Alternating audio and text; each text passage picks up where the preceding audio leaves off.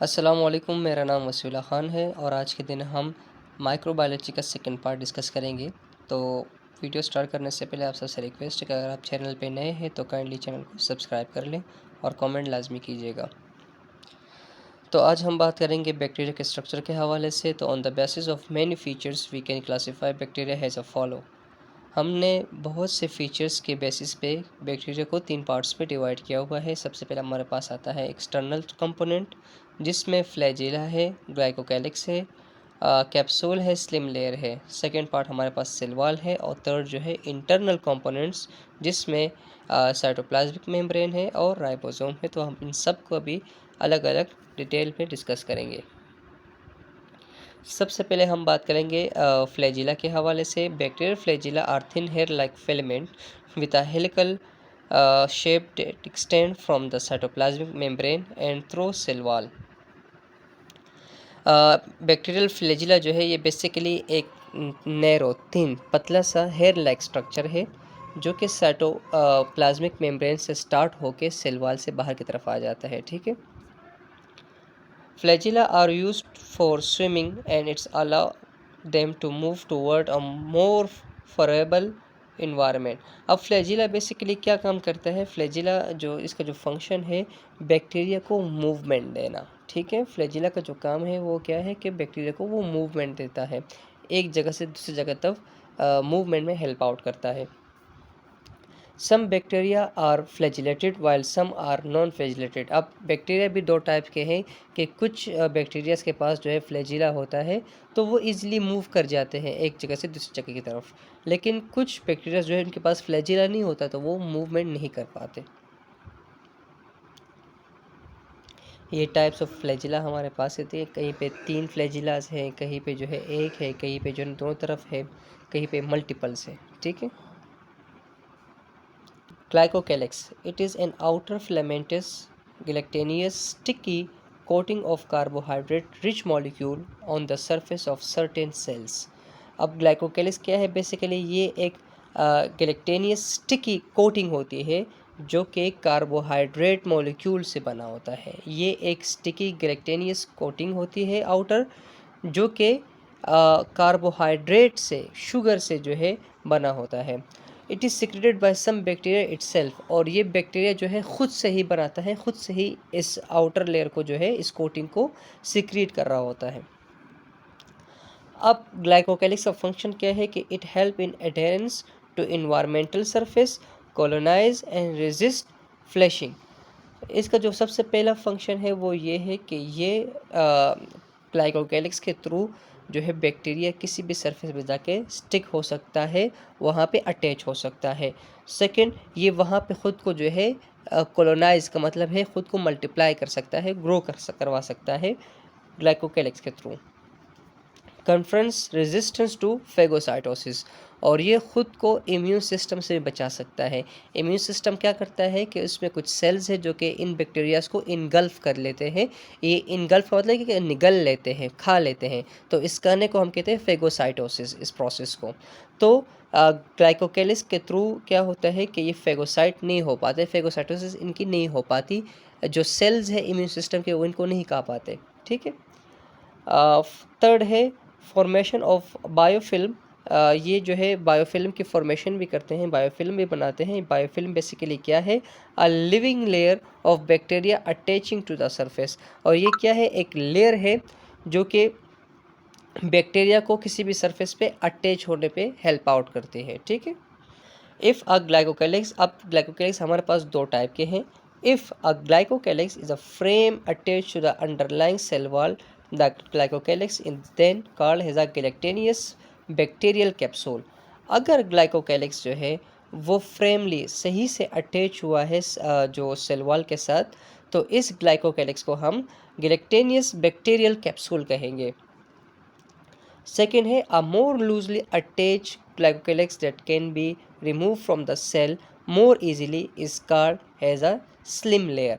और अगर यही ग्लाइकोकैलिक्स जो है बिल्कुल लूजली अटैच है, इस तरह अटैच है कि ये इजीली रिमूव हो सकता है सेल से, तो इसको फिर हम स्लिम लेयर कहेंगे। अगर सही से अटैच है, सेल वॉल के साथ तो फिर हम उसको बैक्टीरियल कैप्सूल कहेंगे।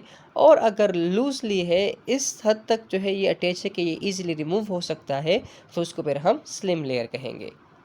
अब हम बात करेंगे सेल वॉल के हवाले से। तो it is situated outside the cytoplasmic membrane. ये साइटोप्लाज्मिक मेम्ब्रेन से जो है बाहर जो है सिचुएटेड होता है, मौजूद होता है। It is complex rigid yet flexible envelope.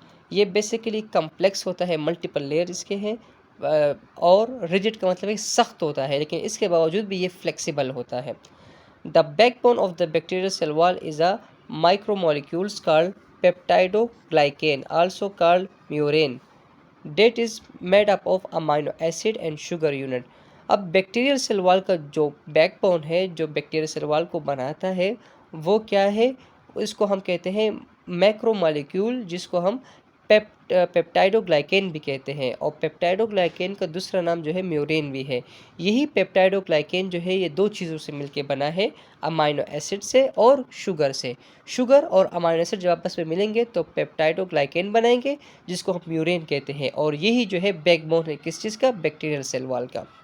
अब सेल वॉल का जो फंक्शन है वो क्या है कि it main function is to give rigidity and shape to the cell. अब यही जो सेल वॉल है, ये सेल को क्या करता है? एक शेप प्रोवाइड करता है, उसको एक शक्ल प्रोवाइड करता है, और उसको सख्तपन भी प्रोवाइड करता है। ठीक है, एक तो सख्तपन प्रोवाइड कर रहा है, दूसरा क्या कर रहा है? उसको शेप प्रोवाइड कर रहा है। It's also protect the internal component of the cell from harmful changes in the external environment। जब भी उस सेल के इर्द गिर्द का माहौल चेंज होगा, हार्मफुल बनेगा, तो यही जो सेल वॉल है, ये उस सेल के जो इंटरनल कंपोनेंट्स है, जितने भी इंटरनल स्ट्रक्चर है, उसको क्या करेगा? प्रोटेक्ट करेगा। तो एक किस्म का ये एक बैरियर का काम कर रहा है, प्रोटेक्शन का काम कर रहा है। It also form basis for differentiated gram positive and gram negative bacteria. और इसी के ज़रिए जो है हम डिफ्रेंशिएट कर सकते हैं कि कौन सा बैक्टीरिया जो है वो ग्राम पॉजिटिव है और कौन सा बैक्टीरिया ग्राम नेगेटिव है। ठीक है। Cell membrane, it is present beneath the cell wall. अब ये सेल वॉल के अंदर जो है मौजूद होता है। It has by layer appearance, ये डबल लेयर का होता है। सेल मेम्ब्रेन जो है डबल लेयर का होता है। It is compose of phospholipids and protein. ये जो सेल मेम्ब्रेन जो है ये भी दो चीज़ों से मिलके बना है, फॉस्फोलिपिड से और प्रोटीन से मिलके बना है। Each phospholipid molecule contain charge polar and अनचार्ज non polar tail. जो कि फॉस्फोलिपिड्स है, इसके फिर दो चार्ज है, एक पोलर चार्ज है और एक जो है नॉन पोलर चार्ज है। पोलर चार्ज जो है जिसको हम फॉस्फेट एन कहेंगे, और जो नॉन पोलर चार्ज है उसको हम हाइड्रोकार्बन टेल कहेंगे। ये पूरा स्ट्रक्चर है सेल मेम्ब्रेन का।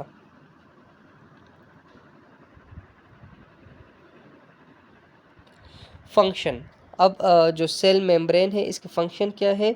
It is the site of specific enzymatic activity. यहाँ पे जो है सेल मेम्ब्रेन ये वो हिस्सा है जहाँ पे कुछ एंजाइमेटिक एक्टिविटीज़ होती है। सेकेंड क्या है? It is semi permeable membrane involve in the transport of molecules into and out of the cell.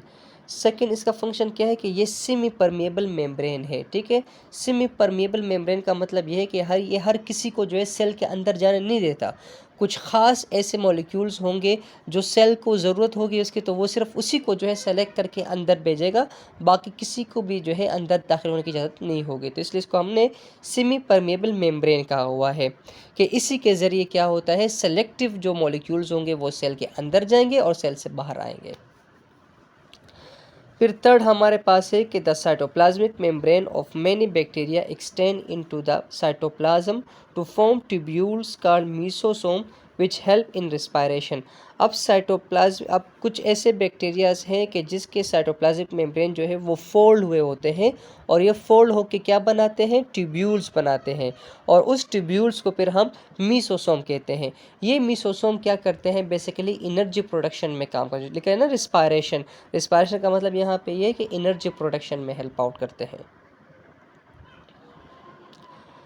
अब हम बात करेंगे राइबोसोम के हवाले से। तो आप ज़रा ये देख लें कि राइबोसोम के दो सब यूनिट्स होते हैं, एक स्मॉल और एक लार्ज। आप इनके पिक्चर्स देख ले, आगे चल के हम इनको भी स्टडी करेंगे। Ribosomes are cytoplasmic granules composed of RNA and protein. Ribosome क्या है? ये साइटोप्लाज्मिक ग्रेन्यूल्स है जो कि आरएनए और प्रोटीन से मिलके बना है। राइबोसोम जो है इसके फर्दर दो सब यूनिट है जो कि लार्ज सब यूनिट और स्मॉल, जिसकी पिक्चर अब मैंने रिसेंटली बता दिया है। Ribosomes are also classify. अब राइबोसोम को भी हमने दो पार्ट्स में क्लासीफाई किया हुआ है। एक वो राइबोसोम जो फ्रीली मूव करते हैं सेल के अंदर। Free ribosomes are free to move about in cytosol, जो साइटोसोल के अंदर क्या करते हैं? फ्रीली यहाँ वहाँ मूव कर रहे होते हैं। Membrane bounded ribosome are inserted directly into the endoplasmic reticulum. और वो राइबोसोम जो कि एंडोप्लाज्मिक रेटिकुलम के साथ अटैच होते हैं तो उनको हम मेम्ब्रेन बाउंडेड राइबोसोम कहते हैं। एक फ्री राइबोसोम है, एक मेम्ब्रेन बाउंडेड राइबोसोम है, ठीक है। It plays role in protein synthesis. अब चाहे वो फ्री राइबोसोम हो या मेम्ब्रेन बाउंडेड राइबोसोम हो, दोनों का काम क्या है? प्रोटीन के सिंथेसिस करना।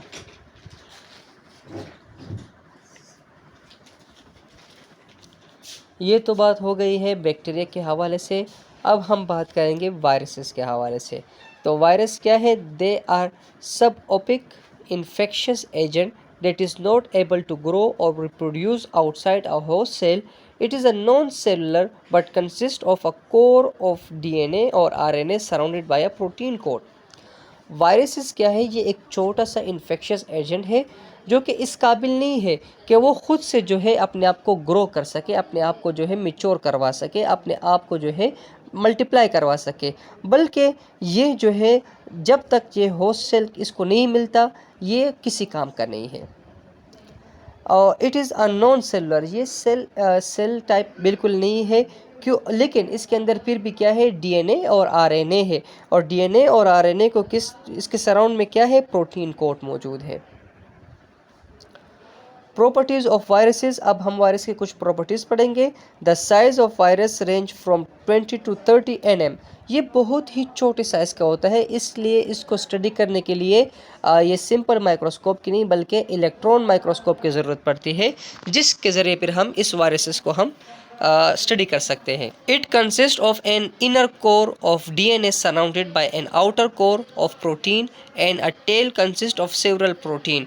अब इनका जो डीएनए होता है वो आरएनए, उसके सराउंड पे जो है एक आउटर कोट बनी होती है जिसको हम जो कि प्रोटीन कोट होता है, ठीक है।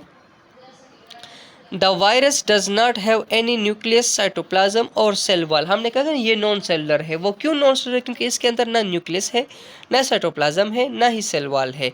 And obligate intracellular parasite. Obligate intracellular parasite का मतलब ये है कि जब तक ये किसी होस्ट के अंदर होगा, किसी सेल के अंदर होगा तो ही ये कोई काम कर पाएगा। अगर ये सेल से बाहर हुआ, किसी होस्ट से बाहर होगा, इन्वायरमेंट में होगा, तो ये किसी काम का नहीं है। ये जो है ना, आप इसको समझ लें कि ये डेड बॉडी है। It can not be consider either a living और नॉन लिविंग ऑर्गेनिज्म। हम ये इसको कंसिडर करना कि ये लिविंग है या नॉन लिविंग है बहुत ही मुश्किल है, क्योंकि वही मैंने आपको बताया कि इसके पास दो खासियत है। जब ये होस्ट सेल में होगा तो ही ये जो है ना कोई काम कर पाएगा, ख़ुद को मल्टीप्लाई कर पाएगा और होस्ट सेल को जो है इसको बीमार कर पाएगा। अगर ये होस्ट सेल इसके पास था, वो ये फ्रीली यहाँ वहाँ घूमेगा इन्वायरमेंट में, तो ये किसी काम का नहीं है। They lack ability to reproduce outside the living organism since they are not alive outside and exist as crystal. मैंने वही बात किया आपको कि इसके पास खुद की ऐसी एबिलिटी नहीं है कि ये खुद को ग्रो करवा सके outside of the living thing, ठीक है। जब तक इसको होस्ट सेल नहीं मिलेगा ये खुद को रिप्रोड्यूस नहीं कर पाएगा। They are alive and can reproduce when they are inside an organism. वही बात है कि जब तक इसको कोई सेल नहीं मिलेगा, कोई होस्ट सेल नहीं मिलेगा, ये तब तक जो है ख़ुद को रिप्रोड्यूस नहीं कर पाएगा। तो ये था आज का हमारा टॉपिक माइक्रोबायोलॉजी के हवाले से, जो कि सेकंड इनका जो है पार्ट था। उम्मीद करता हूँ कि आपको वीडियो अच्छी लगी होगी, तो वीडियो को लाइक कीजिएगा, कमेंट भी लाजमी करें और अपने दोस्तों के साथ इसको शेयर भी करें ताकि वो भी इस वीडियो से नॉलेज हासिल कर सकें। Thank you.